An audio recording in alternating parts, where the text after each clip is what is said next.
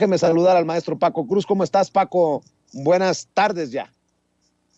Vicente, ¿cómo estás? Buenas tardes. Pues mira, sí, la verdad, Vicente, que cuando tú ves un caso, recuerdas en abril apenas hablábamos y nos escandalizábamos por el caso de Devani, que lo daban como una falla humana masiva, y presenta una serie de errores, pero cuando ves que al caso de Devani Escobar se suma el de Ariadna Fernanda López y otros muchos que no conocemos, que no conocemos, y ves todo el trasfondo que tiene, Vicente, la verdad es que no solo debían escandalizarnos, sino asustarnos, y debía llevarnos a hacer, no a nosotros, pero a las autoridades, una revisión de todos los fiscales estatales, Vicente, de todos, porque el problema en este país es que, mira, los fiscales estatales sirven como el INE o como el Tribunal Electoral. Son organismos autónomos o instituciones autónomas que nacieron con una raíz podrida, que nacieron torcidos, que nacieron no para servir a la justicia, sino para servir a intereses de grupo, y que nos muestra que no hay errores, sino complicidades. El supuesto asesino de Ariadna Fernández, de Ariadna Fernanda López Díaz, huyó con toda certeza hacia el estado de Morelos. Ya hay evidencias de que además pensaba encontrar protección allí, si no hubiera habido todo lo que hay, las cámaras, si la Procuraduría de la Ciudad de México no hubiera llevado el caso, eso se habría perdido en lo que ha sido siempre y en lo que parece que es. La violencia feminicida también es un negocio de fiscales estatales, de secretarios de seguridad pública, un negocio de complicidades.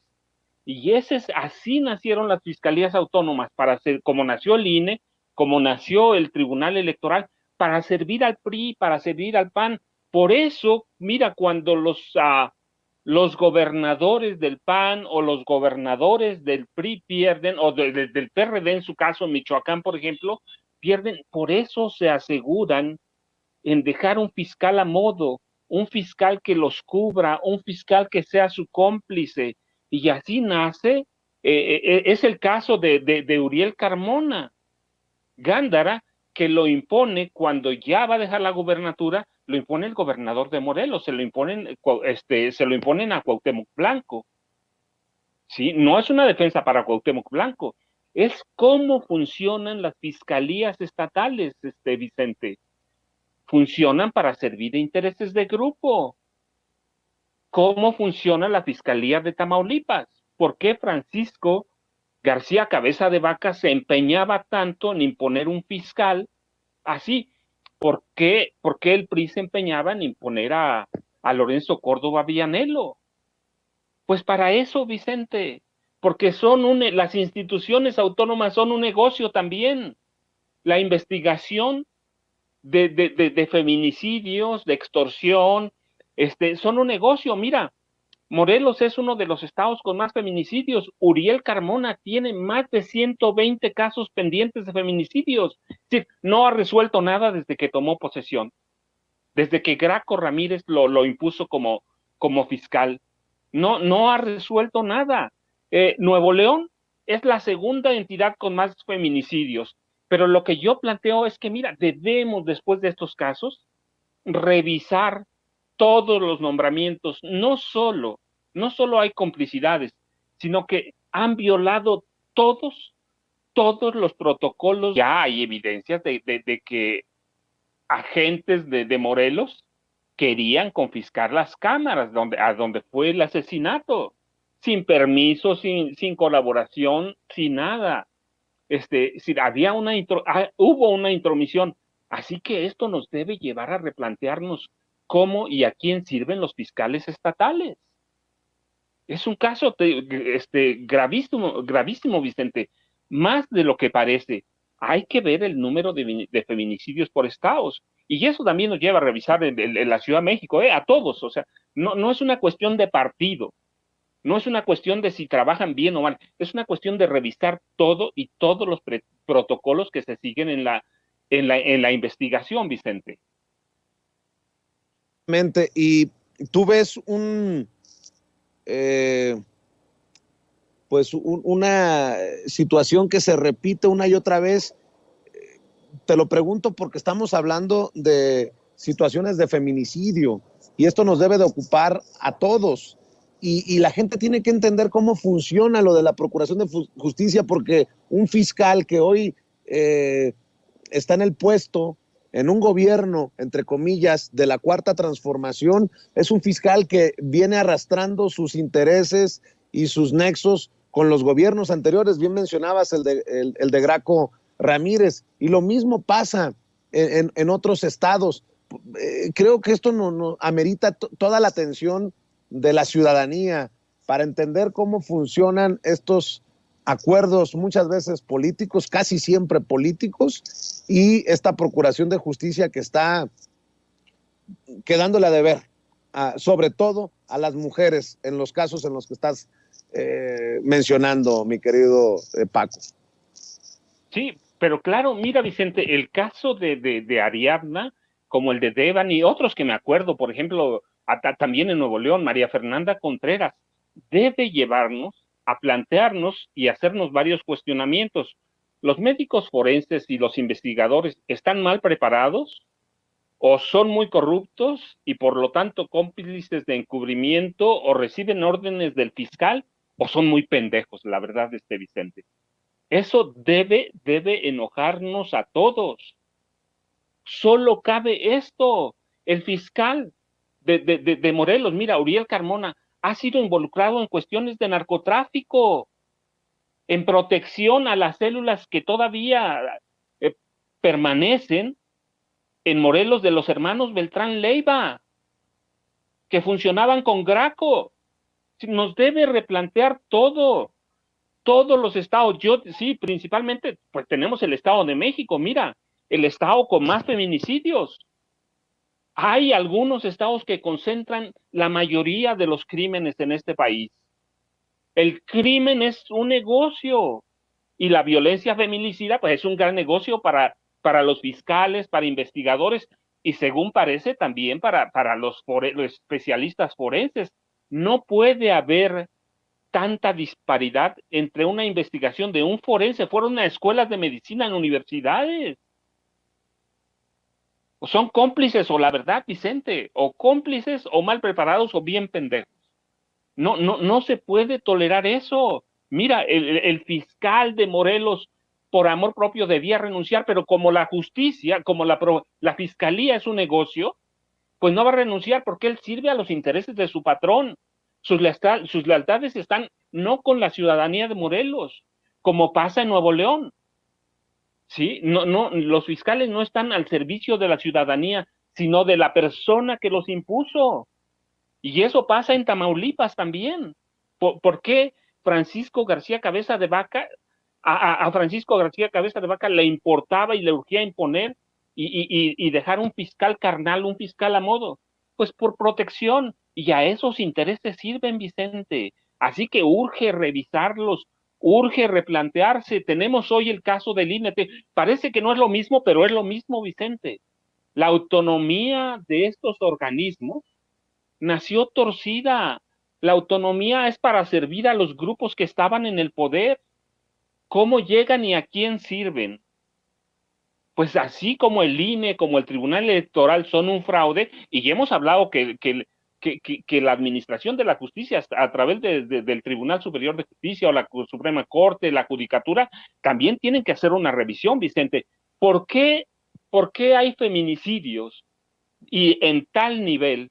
Pues porque pueden, porque hay complicidad, porque a los jueces, porque a los fiscales ahora nadie los puede tocar. Sí, hay porque se puede, porque se podía, porque fue una escuela que se formó en el PRI, que toleró el PAN, que aceptó el PAN como un negocio.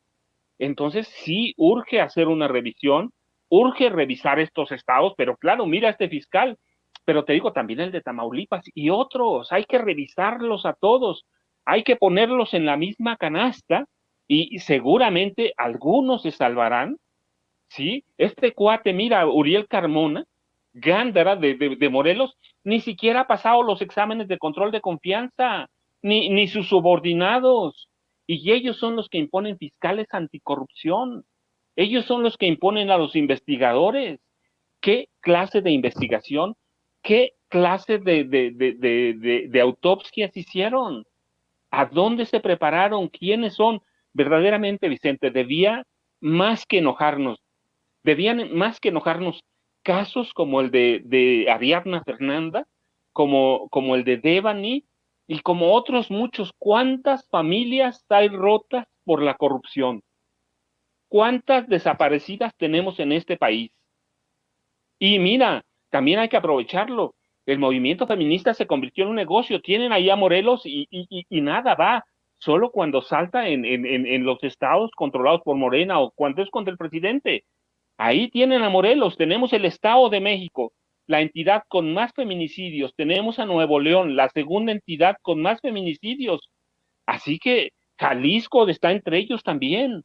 Así que debíamos replantearnos, debe servirnos para reflexionar y para exigir cambios en las formas de imponer a los responsables de las entidades autónomas, sean fiscalías, sean INE, sea el Tribunal Electoral del Poder Judicial, a donde sea, Vicente, nos lo merecemos y se lo merece esa sociedad a la que deben servir. Mira, con tantos salarios millonarios que cobran y renuentes a deshacerse de ellos, renuentes a ser como todos los demás, merecemos una explicación, merecemos una buena investigación y merecemos en este caso que el fiscal de Morelos se vaya, pero desde hace mucho, Vicente. Paco, déjame preguntarte también, porque tú sabes de estos temas. Hace unos días entrevisté a Manuel Espino, el expresidente nacional del PAN, hoy se dice amigo del presidente Andrés Manuel López Obrador y también uno de los acérrimos enemigos de Felipe Calderón. En esa entrevista me reitera que él personalmente le informó a Felipe Calderón de la fichita que era Genaro García Luna. Me dijo, entre otras cosas, de las que recuerdo, que por justicia también debería de terminar tras las rejas Felipe Calderón. Y hoy el presidente Andrés Manuel López Obrador confirmó que sí sabe de una de las denuncias a Calderón o contra Calderón en la Corte Penal Internacional, y de hecho dijo que si Adán Augusto López Hernández, el secretario de Gobernación, habla de investigación a Calderón en la Corte Penal Internacional es porque tiene información. ¿Cómo ves este paso que da el presidente, que da el secretario de Gobernación para ya hablar de una investigación en la Corte Penal Internacional? Adán Augusto, de hecho, dice que hay elementos suficientes contra Calderón. ¿Cómo ves, Paco? No, pero claro, y mira, te complemento lo de Manuel Espino. No, porque yo no lo conozco personalmente, pero conozco aquellas declaraciones o aquellos señalamientos que le hizo a Calderón porque fueron públicos. Sí, él le dijo a Calderón y se lo dijo a mandatarios extranjeros, ¿eh? No se quedó callado, lo dijo, ¿sí? García Luna está involucrado en el narcotráfico y así lo hicieron saber en aquellos mandatarios, entre ellos me acuerdo que estaba el de Colombia, sí, claro que lo dijo. Felipe Calderón, Felipe Calderón es un asesino, punto. Sí, es un asesino, está involucrado en problemas de narcotráfico y es cómplice de Genaro García Luna. ¿Por qué? Porque Genaro García Luna, entre otros, pero fue uno de los ejes para hacerlo presidente de la República. Y bueno, lo hizo tanto que Genaro García Luna puso a la Agencia Federal de Investigaciones al servicio de Calderón como candidato. Él controlaba todo. Mira, Felipe compraba las armas y Genaro García Luna y sus secuaces mataban. mataban, desaparecían, torturaban, porque además hay pruebas de eso. Y sí, a Felipe Calderón le aplican crímenes de guerra y crímenes de lesa humanidad, están documentados. Y todo lo que falta, en este país, 72 matanzas en su gobierno, así que le aplican, sí, le aplican crímenes de lesa humanidad y crímenes de guerra. ¿Por qué no declaró la guerra abiertamente? Sí lo hizo de palabra, pero no declaró la guerra formal. Felipe Calderón, a la guerra contra el narcotráfico o contra el crimen organizado, por una razón, Vicente, porque si hubiera declarado abiertamente la guerra, sí, habría tenido que cumplir algunos protocolos internacionales. Si no la declaras, puedes matar, puedes desaparecer, puedes hacer lo que sea, puedes torturar sin rendirle cuentas a nadie. Y ese fue el gobierno de Felipe Calderón en cuanto a la guerra que declaró. Sí, hay crímenes. Él debía estar en la cárcel y debía terminar en la cárcel como Genaro García Luna, y estamos cerca, estamos a un par de meses de comenzar el juicio, pero Felipe Calderón debe estar en la cárcel. Y precisamente sobre Genaro García Luna lo publicó el diario español El País, que Estados Unidos, los fiscales afirman que García Luna siguió colaborando con el cártel de Sinaloa desde la cárcel. El diario español El País revela que Genaro García Luna, exsecretario de Seguridad Pública con Calderón y alto funcionario de seguridad con Vicente Fox, colaboró con el cártel de Sinaloa durante casi 20 años e incluso después de que fue detenido en Estados Unidos en 2019.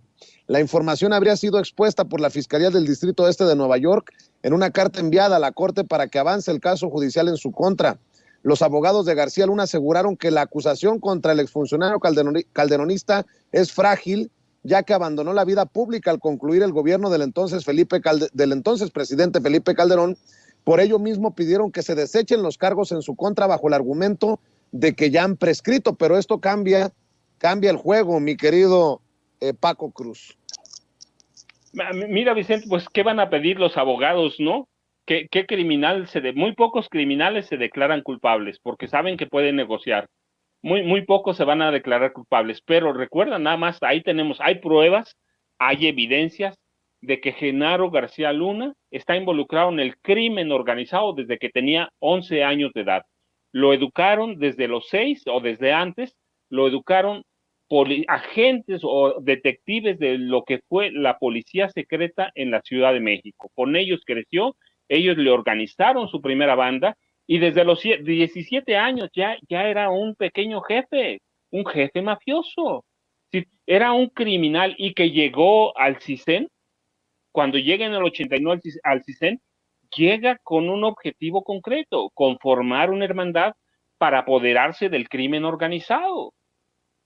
¿Por qué? Porque aquellos viejos agentes de la policía secreta que luego fueron incrustados en la Dirección Federal de Seguridad, en la Policía Judicial Federal o en la Policía Judicial de la Ciudad de México, ellos lo llevaron al CISEN, lo enseñaron, le mostraron cómo controlar el crimen, y desde los 90, principios de los 90, él ya estaba en el proceso de aprender para controlar el crimen. Ese proyecto se lo presentaron en 1999, en 2000, a Francisco Labastida Ochoa. Francisco Labastida Ochoa iba a comprar ese proyecto, perdió, y finalmente García Luna y su equipo, porque es un equipo que viene del CISEN, una hermandad que se forma en el CISEN, le vendió primero ese proyecto para controlar el crimen organizado a Martita Sagún.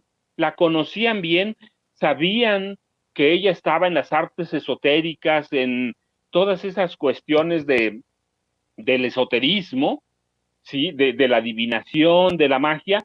Le vendieron el proyecto, ella convenció a Vicente Fox y compraron ese proyecto de Genaro García Luna para controlar el crimen organizado. Así que Martita, Fox, Felipe Calderón y Margarita Zavala,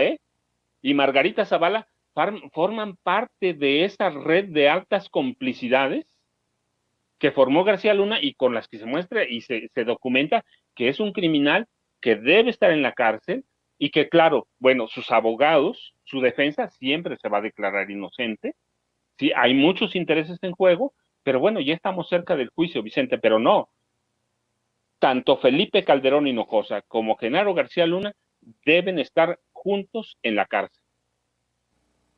Pues estaremos al pendiente de lo que ocurra, mi querido Paco Cruz, como también estaremos al pendiente de lo que ocurre en Guanajuato, en donde se evidencia la hipocresía de los panistas.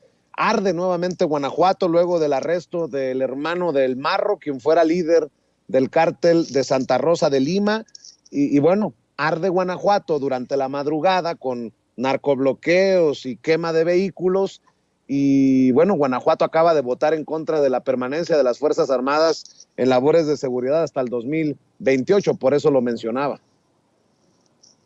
No, pero claro, Vicente, mira, Guanajuato ya hay evidencias de que algunos gobernadores del PAN llegaron a la gubernatura apoyados por el crimen organizado, ¿sí? Ellos forman parte de la columna vertebral de los guachicoleros.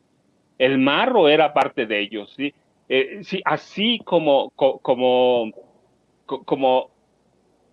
Genaro García Luna es parte del PAN, los guachicoleros son de los ejes transversales del panismo en Guanajuato, y lo eran del priismo en Hidalgo. Sí, entonces, no, pero claro, mira, por eso yo digo, urge revisar a los fiscales estatales. ¿Por qué funciona el guachicoleo en Guanajuato? Pues porque el fiscal lo permite. Le tienden una careta de un hombre muy eficaz, pero ¿por qué no quieren que entre la Guardia Nacional? ¿Por qué no quieren que entre el Ejército? ¿Por qué no quieren que permanezca el Ejército? Pues por sus intereses, están protegiéndose. ¿Quiénes pagan sus campañas? Entonces, pues claro que les va a estallar y claro que se van a oponer. ¿Por qué? Porque tienen muchos intereses. La criminalidad o el crimen organizado es un negocio de las fiscalías, es un negocio viejo, es un negocio que no van a enseñar y que ha sido de los panistas casi desde que empezaron a gobernar, Vicente. Mi querido Paco, cerremos invitando a la gente a tus trincheras, maestro, para que las personas que nos hacen el honor de sintonizarnos, de conectarse, te busquen y te lean. Vicente, yo te agradezco como siempre, te mando un abrazo, ya sabes, @Paco Cruz Jiménez en Twitter, Francisco Cruz Jiménez en Facebook, y estamos al pendiente, Vicente, y nos saludamos la próxima semana. Claro que sí, te mando un abrazo. Oiga, pues no es secreto que traen un agarrón.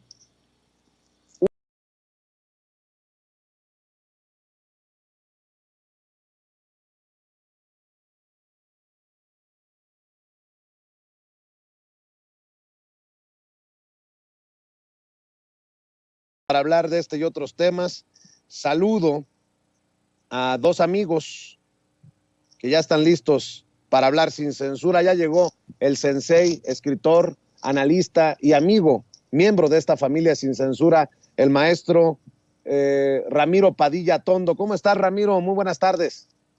¿Qué tal? Muy buenas tardes, Vicente. Aquí saludando desde Zapopan. Espero que los trabajadores del municipio nos dejen trabajar un poco porque hay mucho ruido.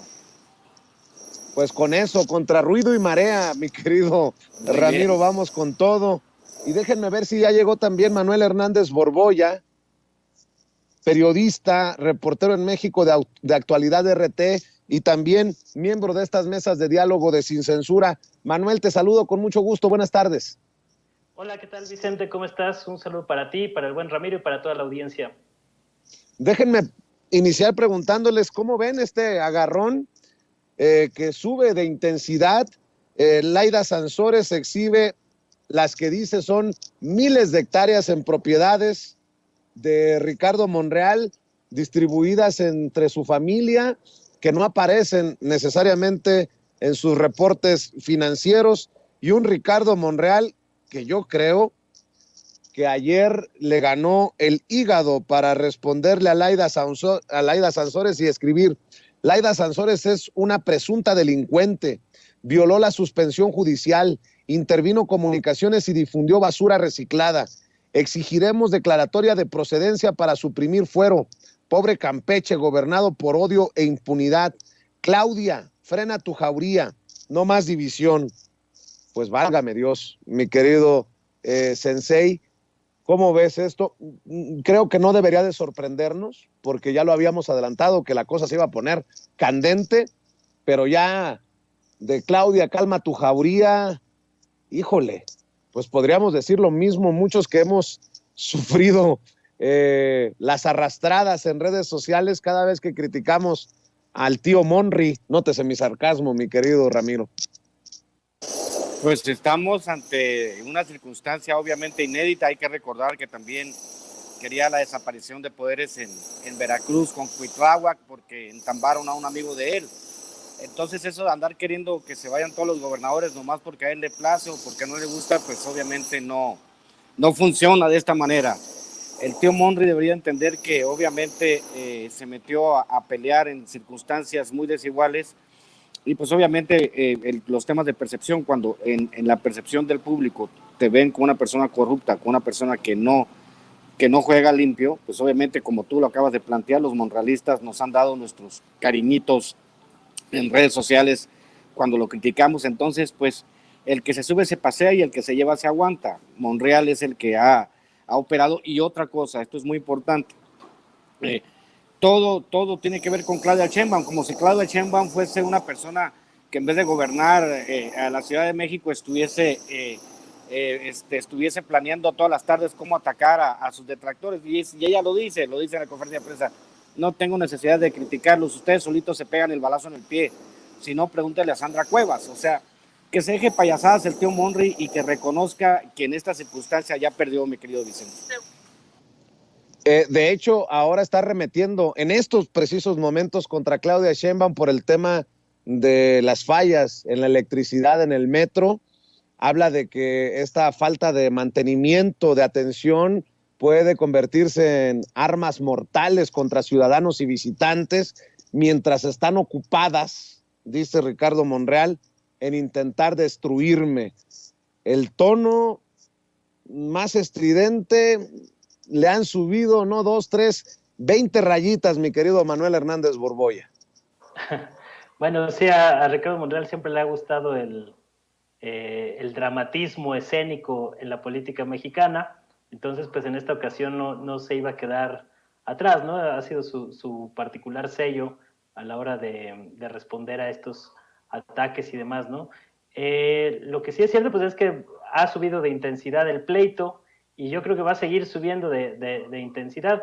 Yo esta información que publicó Laida Sansores sobre las propiedades de Ricardo Monreal, pues yo lo veo como una reacción a lo que publicó Alejandro Rojas en su momento, un operador cercano a Ricardo Monreal, que publicó propiedades sobre Laida Sansores y su familia. Entonces, pues es prácticamente el mismo tono y la misma manera en que se lanzó esa otra ofensiva, que a su vez pues fue la reacción a los primeros audios que reveló Laida Sansores sobre las conversaciones entre Ricardo Monreal y Alito Moreno. Entonces, digamos que aquí lo que me llama la atención es por qué Laida decidió activar este frente de batalla hace ya un par de semanas, ¿no?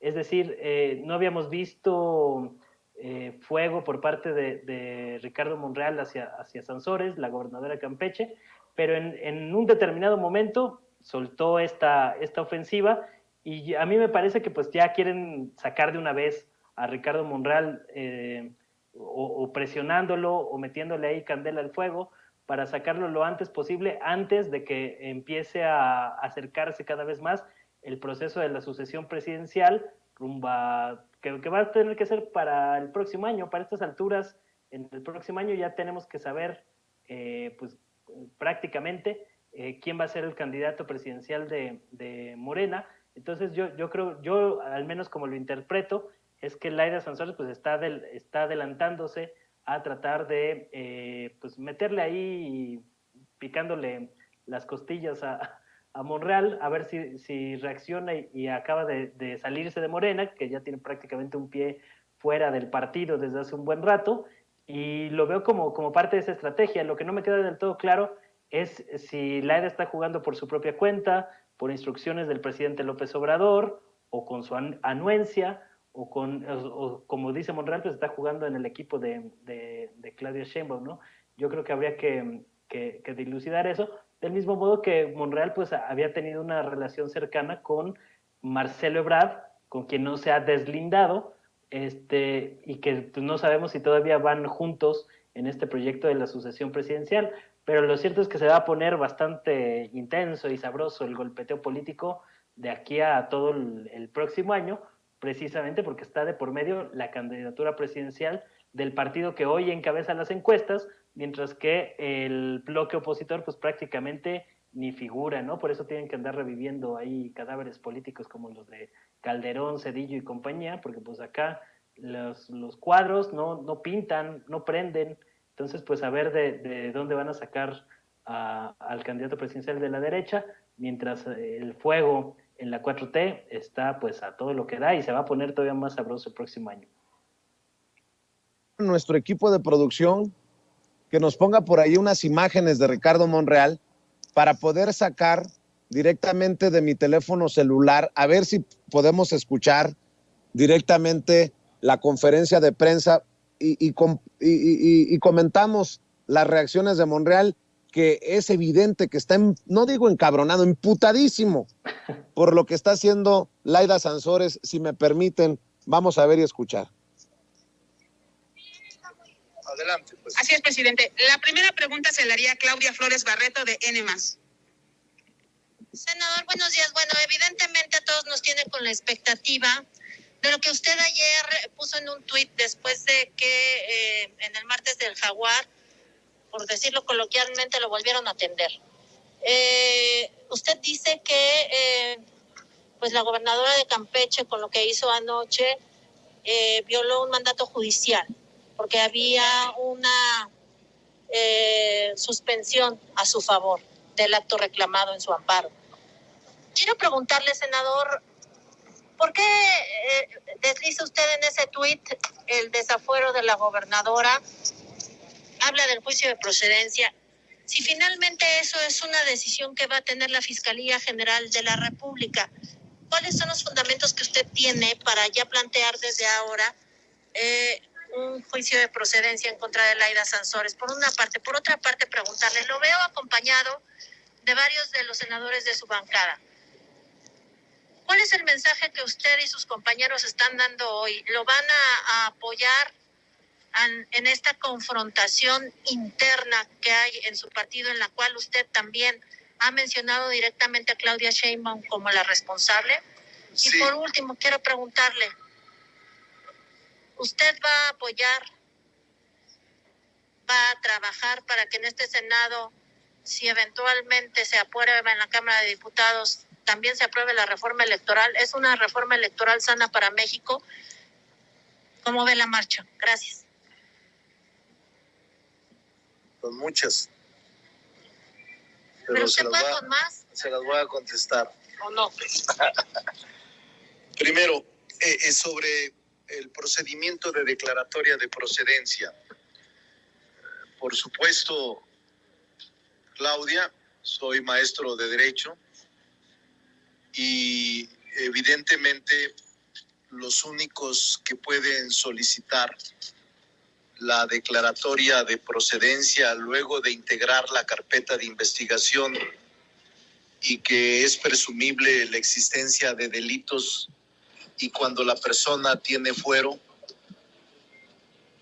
la Cámara de Diputados es la instancia que corresponde para que por mayoría y mediante un procedimiento que establece la ley orgánica y el reglamento, se suprima el fuero y se le someta al funcionario a un juicio ordinario. Eso es lo que estoy planteando. Con la denuncia penal presentada, donde yo creo que hay los elementos del delito para poder ejercer acción penal y que la Fiscalía General de la República no lo puede hacer porque la protege el fuero de gobernadora, pero sí puede la Fiscalía solicitar a la Cámara de Diputados le quite el fuero para someterla al proceso ordinario. Esa es la primera pregunta. Entonces no hay ninguna dificultad. Yo voy a insistir. Estoy esperando prudentemente que la Fiscalía General de la República termine con las pruebas, los peritajes, donde demuestro que hubo violación a la ley y que hay delito, pero que el Ministerio Público tiene que, con la carpeta de investigación, determinar y después plantearlo a la Cámara de Diputados. Voy a estar en espera prudentemente, porque no hay forma de que se escape. No hay forma. Por un lado, la intervención, pero aun cuando dijera y señalara que le llegaron vía anónima las grabaciones y las intervenciones, ella lo difundió a través de un medio público. Y ahí se configuran dos delitos: difusión y peculado. No hay forma de que se escape. Es decir, no hay forma de que se escape, dice Ricardo Monreal en referencia a Laida Sansores. Espero que hayan podido escuchar correctamente, pero pues aquí estamos improvisando precisamente, mi querido Ramiro, mi querido Manuel, para escuchar las declaraciones de Ricardo Monreal. Ese no hay forma de que se escape es guerra declarada, ¿no, Ramiro? Primero, el método Monreal de explicar las cosas me gusta mucho. Primero, hace un llamado a la unidad, a la negociación, a la conciliación, se agarra a besos con Alito. Después, la segunda fase del método Monreal es sacar sus credenciales y decir que él es profesor de Derecho, que es una chingonería en Derecho, que es lo máximo que ha dado este país. Tercera ocasión es ya decir que pues que ahora sí te voy a asustar con el petate del muerto, aunque no suceda absolutamente nada. Monreal sabe que está en una encrucijada. Él quiso subirse al ring a pelear, y obviamente cuando tú te subes al ring a pelear, pues también la otra parte tiene guantes, tiene manos y te puede pegar. O sea, lo que hizo Laida fue básicamente meterle un gancho al hígado, y el tipo está ahorita de rodillas y todavía se levanta a decir, después de este gancho al hígado, me voy a levantar y te voy a noquear. No puedes, porque no tienes con qué pegarle, no tienes punch, pues, en términos boxísticos. Entonces, qué triste que Monreal, en vez de estar coordinando y trabajando por la transformación, se la pase placeando con la oposición, buscando sus fines políticos y no desarrollar la alta responsabilidad que se le confirió, que es ser el coordinador de los senadores en un momento histórico en el país. Le ha quedado muy grande el puesto a Monreal, y triste que a estas alturas de la vida no haya entendido, como dicen muchos, un político tan taimado como él, tan inteligente, que se ha sabido mover en la arena política mexicana, termine esta historia así amenazando y diciendo que no se va a escapar. ¿No se va a escapar de qué? O sea, no tiene cómo pegarle a Laida, y si invoca ese asunto de la desaparición de poderes, ¿quiénes en su sano juicio en Morena apoyarían una iniciativa de desafuero a Laida Sansores? Ni sus más cercanos. O sea, Jaime Bonilla, ¿qué hace ese monigote ahí? Es el gemelo del Mazo, ¿no? También es un fantasma el Jaime Bonilla. Que se vaya a San Diego a seguir administrando el distrito de agua de Chulavista, que no tiene nada que hacer en México, y ahí anda de senador. Pero bueno, en fin, Monri, no te preocupes, Monri. Como dijo aquel, yo creo que no sé si se acuerdan de la película de aquel cuate que decía, nadie me hace sangrar mi propia sangre. Pues está sangrando su propia sangre Monreal en este momento, mi querido Vicente. Manuel, para cerrar, por lo menos por ahora, este tema del pleito entre Laida Sansores y Ricardo Monreal, pues todo parece indicar que Ricardo Monreal ya declaró la guerra, desató la furia y no va a dar paso atrás cuando dice no hay forma de que se libre Laida Sansores de este procedimiento de desafuero que está pidiendo o que está sugiriendo Ricardo Monreal. Pues sí, aunque es pura llamarada de petate, ¿no? O sea, porque como lo decía Ramiro, pues, pues yo no veo que la Fiscalía General de la República vaya a solicitar el desafuero de Laida Sansores en diputados y que luego pasen diputados. Digo, eso no va a suceder. Ricardo Monreal, pues es un político muy experimentado, lo sabe perfectamente. Y pues es nada más para lo que decía hace rato, pues hacerle al drama, ahí tratar de sonar estridente con este asunto de los amparos y demás, pero más bien lo interesante va a ser ver, no tanto en el terreno legal, porque no hay forma de que proceda esto que está planteando Monreal de ninguna manera, ¿no? Pero sí va a ser interesante ver, pues ahora cómo va a responder Ricardo Monreal en términos políticos, qué tipo de filtraciones, qué tipo de golpeteo bajo vamos a ver ahora, porque tampoco creo que se vaya a quedar con los brazos cruzados con este asunto, ¿no? Entonces, pues creo que todavía va para largo esta historia. A lo mejor hasta podría ser una especie de distractor lo que está intentando hacer Laida Sansores, que mientras se pone los guantes con Ricardo Monreal y ahí arreglan ahí también sus diferencias o cosas que hayan tenido en el pasado, pues le va desgastando y quitándole energía a Monreal para hacer operación política de cara a la sucesión presidencial. Esa podría ser otra de las razones que explicara este asunto, ¿no? Pero de que vaya a proceder y que vayamos a ver a Laida Sansores desaforada y eso, pues no, es puro show que está tratando de vender Monreal, a ver quién se lo compra, a ver si puede hacer algo de ruido en medios, en redes, pero de ese tema específico, lo legal, no va a pasar. De que van a seguir los golpes bajos, eso téngalo por seguro. Así es, o esa estrategia de Monreal para que cuando no se apruebe el desafuero en la Cámara de Diputados pueda decir, ahora sí me voy. Yo soy muy mal pensado.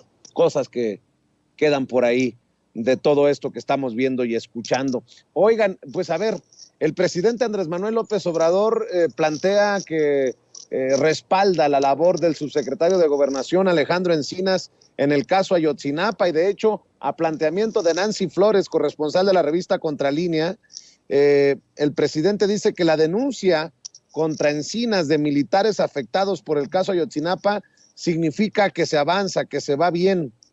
El presidente comentó que solamente es abrir el abanico para que más personas tengan oportunidades y se busque lo mejor, que haya honestidad, que los mejores puedan participar para romper los cotos de poder que existen.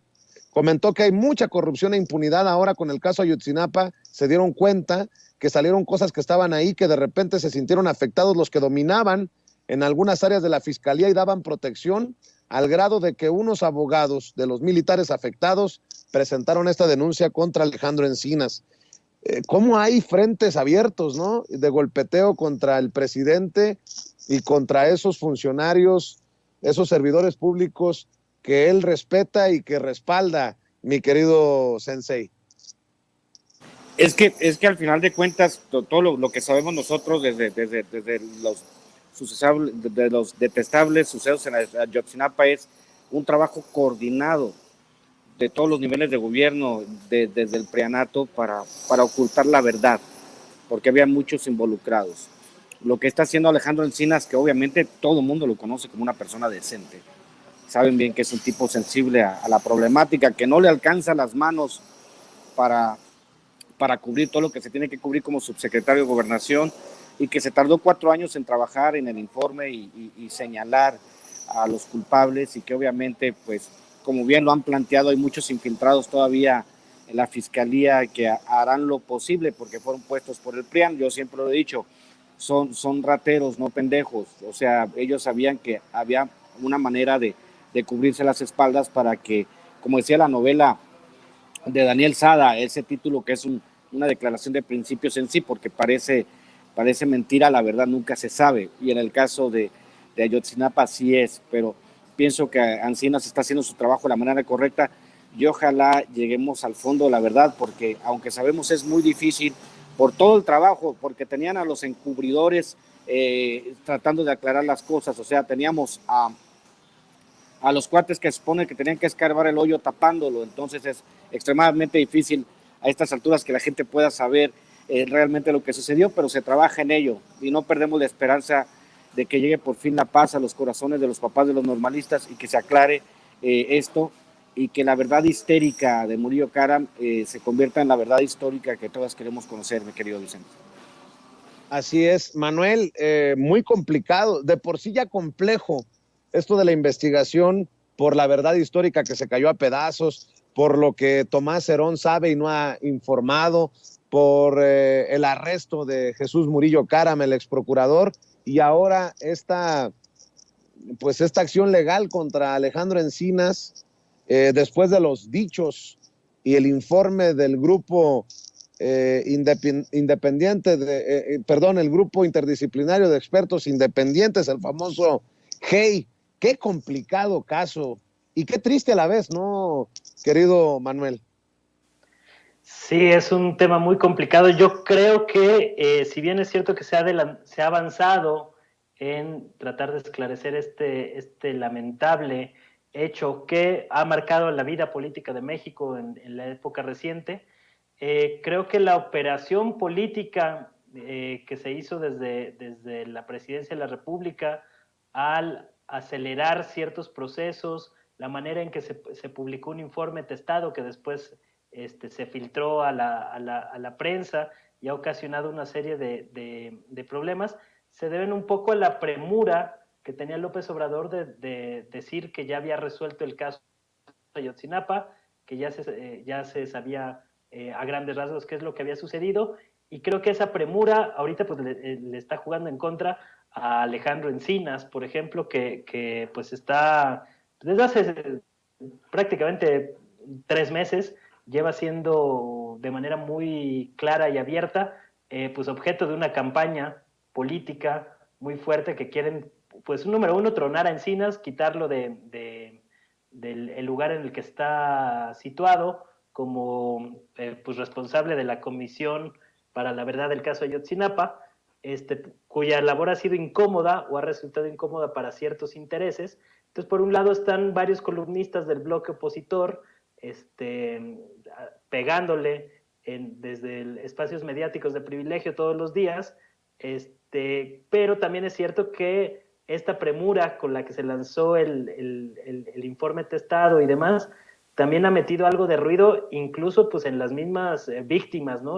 Me refiero a los padres de Ayotzinapa, al grupo de expertos independientes que también hicieron este señalamiento de que se habían apresurado. Hubo por ahí un par de entrevistas, una con el New York Times y otra con El País, donde Encinas reconocía que algunas de las conversaciones telefónicas faltaba amarrarlas al 100%, sobre las que se sostienen algunas partes del informe. Entonces creo que, pues si bien es cierto, ha habido un avance significativo, o ya estamos más próximos a saber qué fue lo que ocurrió con los 43 estudiantes normalistas de Ayotzinapa, creo que esta premura por resolver el caso, ahora que ya se están agotando los tiempos políticos para que López Obrador termine de cumplir la que fue pues una de sus 100 compromisos que todavía quedaban pendientes, y que ahorita pues se desataron los demonios, ¿no? Por varios aspectos.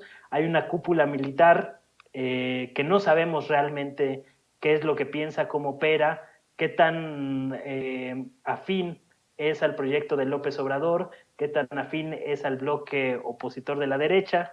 Entonces, de alguna manera, en un sector de las cúpulas militares, desde luego no cayó bien estos señalamientos y estas imputaciones que se hicieron contra los mandos castrenses, y que ahorita estamos viendo pues la reacción de los militares sobre este asunto, que tratan de utilizar o piden la cabeza de Alejandro Encinas como una muestra de que el pleito real no va contra ellos. Entonces, pues el subsecretario se ha puesto en una situación muy, muy difícil. Ahorita no está quedando prácticamente bien con nadie, a pesar de que yo creo que es una persona íntegra y su trabajo lo respalda, pero digamos sí está en una situación complicada. Yo creo que va a resistir. Ahorita no veo que lo vayan a poder tirar, pero que desde luego que hay muchísimos intereses en que no se sepa la verdad sobre este caso paradigmático que fue el caso Ayotzinapa, y que ojalá que en lo que queda del mandato de López Obrador se termine de cerrar la pinza con el trabajo que ha realizado Encinas en la Comisión de la Verdad, para despejar las dudas que todavía quedan despejar, aclarar lo más posible algunos vacíos que todavía siguen haciendo ruido y de los cuales se agarra los columnistas del bloque opositor para arremeter contra Encinas, y que le dé tiempo de concluir esta labor pues el próximo año, porque digamos ya el 24 pues ya va a ser plenamente electoral. Entonces realmente tiene un poquito más de un año para cerrar la pinza. Uh-huh. Oigan, pues para cerrar, Sensei, Manuel, una opinión, por corta que sea, sobre estos personajes que están siendo exhibidos en la mañanera y que están organizando una marcha dizque para defender al INE, que al INE no se toca, pero en realidad están defendiendo los privilegios de un puñado y se están mostrando tan clasistas y tan locos, ¿no? Por ejemplo, el tal Marieto Ponce, a ver si no quiere demandar a mi abogado César Gutiérrez Priego por haberlo dejado torombolo de tanto moquetazo que le puso. Escribió ayer: le arde a López Obrador que los ciudadanos libres se manifiesten para defender al INE, pues por mí que vaya y chingue a su puta madre. Fíjense nada más en qué raya, mientras el presidente responde limpiándoles el Zócalo, haciéndoles accesible el Zócalo para que se manifiesten, pero de ese tamaño, los lambiscones, racistas, clasistas, aspirantes a fifís, y hay que también incluirles cobardes, porque ellos dicen que no van al Zócalo, por obvias razones. Mi querido Ramiro, para cerrar tu comentario. Es que el Marieto, así como tuitea, boxea. Yo estuve en la pelea y cuando lo vi salir de su esquina, dije, lo va a matar el César, lo va a matar. Y César se portó muy bien con él. Una pelea que desnuda, obviamente, todas las carencias que tiene la derecha. No tienen guardia, no tienen punch, no saben pararse, reciben golpes a lo pendejo. De hecho, casi Marieto sale a decir que dejó bien madreado los puños al César con la cara, y es igual en el Twitter. Yo pienso que es un cuate que está en la nómina del Claudio X, porque para tuitear semejante cantidad de pendejadas al día, pues se tiene que ser bastante vil y bastante rastrero. En el caso de la marcha, pues obviamente, qué bueno, son mexicanos también les pertenece el país, pueden ir a hacer lo que les pegue la gana, las plazas públicas son libres, son para el público, y les deseamos la mejor de la suerte en la marcha, y que se vayan vestidos así como se van vestidos allá la raza, los aspiracionistas allá en Ensenada, Vicente, que se visten de Indiana Jones para ir al Valle de Guadalupe, ¿no? Así que se vayan con su sombrerito, su chalequito con muchas bolsitas y sus botas, y las señoras se lleven su paraguas y su sombrero de ala ancha y sus vestiditos, y que marchen en tacones. Se va a ver muy bonita esa marcha, y obviamente pues deben de entender que el país nos pertenece a todos, ellos tienen derecho a manifestarse. Ya los insultos al presidente me parece que están fuera de línea, pero pues obviamente Marieto y la tontería son lo mismo, son sinónimos. Así que, ¿qué te puedo decir? Les deseo toda la suerte del mundo en su marcha, que defiendan los salarios, las prerrogativas del INE, que defiendan las Harley Davidson, las motos de mensajería, que defiendan los millones de pesos que se van en comida para que coman bien los pobrecitos, que defiendan sus seguros médicos, que defiendan que ganen mucho más que el presidente, que eso es al final de cuentas, ¿no? Porque el INE no desaparece, ya se ha explicado hasta la saciedad, se va a transformar en algo que sea más productivo, más aceptable para el público, porque lo hemos dicho en muchísimas ocasiones, el INE es el instituto electoral más caro del universo, y eso es lo que defienden sus prerrogativas, pero también, como bien lo planteabas, en unos 5 meses se largan este par de pillos, y pues obviamente Morena va a tener la mano para poder avanzar en un instituto electoral que sea más democrático, más incluyente, y sobre todo que no sea este gigantesco cerdo obeso que es el INE ahora, mi querido Vicente. Así es, pero esto también ha destapado a personajes que no tienen vergüenza. Roberto Madrazo ayer: Morena es el partido que más se ha beneficiado de los recursos asignados al INE. Para 2022 recibió casi el doble que el PRI, 3 veces más que Movimiento Ciudadano y 4 veces más que el PRD. Estos son los datos que López Obrador jamás dirá en la mañanera. Pues, a ver, vamos a ser sinceros. El que más se ha beneficiado de los dineros que reparte el Instituto Electoral ha sido el PRI. Pues porque es el que ha gobernado más tiempo. ¿De qué me hablan? Mi querido Manuel, para cerrar tu comentario acerca de este tema. Sí, es el colmo de la payasada, ¿no? O sea, realmente pues ahora Morena recibe más dinero porque todo el sistema que diseñó el PRI junto con el PAN, principalmente, pues estaba orientado a mantener al partido hegemónico. Es decir, si tú eras el partido hegemónico, ibas a recibir más recursos y por lo tanto tenías más posibilidades de mantener esa hegemonía. Durante mucho tiempo, el bipartidismo de derecha que promovieron a través de instrumentos como el entonces IFE, ahora INE, pues se basó en ese tipo de mañas, ¿no? O sea, a lo mejor a Roberto Madrazo ya se le olvidó que para la elección de 2018 el PRI fue con 3 veces más dinero de lo que fue Morena y el PAN fue con 2 veces más dinero de lo que fue Morena a esa elección. Lo que pasa es que pues nunca contaron, nunca en sus cálculos estuvo que se le fuera a revertir o dar la vuelta a la tortilla, como se le dio con el cambio de régimen político en 2018, ¿no? Entonces ahora cambió el escenario y ahorita de lo que se quejan es pues de lo que estuvieron beneficiándose durante décadas, o sea, más de 2 décadas. El PRI fue el partido que recibió mucho más recursos y con ese dinero pues le permitía avasallar electoralmente con la compra de votos a otros partidos, ¿no? Entonces ahora que no vengan con esas cosas y precisamente por eso pues les convendría más la reforma electoral que se está planteando, ¿no? Es decir, en vez de que cambien unos para poner a otros, ahora que ya se van Córdoba y algunos otros, pues les convendría que lo vote la gente. Incluso tendrían más posibilidades de que Morena no se apropiara de todos esos espacios en un futuro próximo o en un futuro a mediano o largo plazo, ¿no? Entonces, porque el sistema como está actualmente, pues tiende a favorecer al partido hegemónico. Entonces, Morena, que está en construcción de convertirse en partido hegemónico en el futuro, pues acabaría recibiendo más privilegios. Entonces, hasta con esa lógica, a estos personajes de la derecha, pues hasta les convendría una reforma electoral, ¿no? Lo que pasa es que en su afán de llevar la contra, sea como sea, a cualquier cosa que salga de Palacio Nacional o de López Obrador, pues ni siquiera se dan cuenta de estas cosas, ¿no? Y en cambio están tratando de convocar a gente a su marcha a través de argumentos falaces, tramposos y vil mentiras, ¿no? Este asunto de que va a desaparecer el INE, pues es una vil mentira. O sea, se va a reformar como se reformó en 2014 en el seno del Pacto por México, y yo no vi que en 2014 hicieran un drama porque se reformó y se cambió el IFE a la hora INE, ¿no? Entonces, pues es pura payasada. O sea, yo lo único que, ahorita que estaba oyendo a Ramiro de cómo sale la derecha con sus sombreros de Indiana Jones y demás vestidos de blanco, como si fueran a recibir buenas vibras en las pirámides de Teotihuacán o cosas de estas, pues que no les vaya a pasar el ridículo que le pasó a Frena con sus casas de campaña voladoras, ¿no?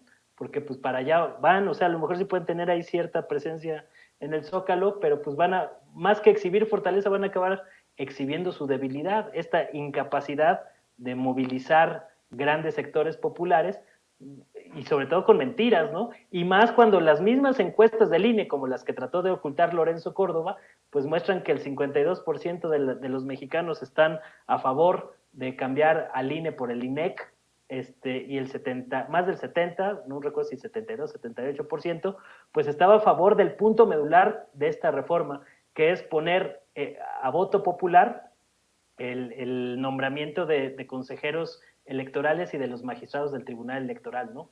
Entonces yo creo que ese es el punto medular de la reforma, y pues no veo que esté prendiendo mucho la marcha de la derecha. Obviamente la van a tratar de inflar en los medios hegemónicos, pero de eso a que realmente vayan a tener una trascendencia, pues ya hemos visto varios intentos de estos, ¿no? Como el de las casas voladoras. Entonces yo creo que se va a repetir más o menos la tónica. Cerremos invitando a la gente a tus trincheras. Que amor con amor se pague, por favor.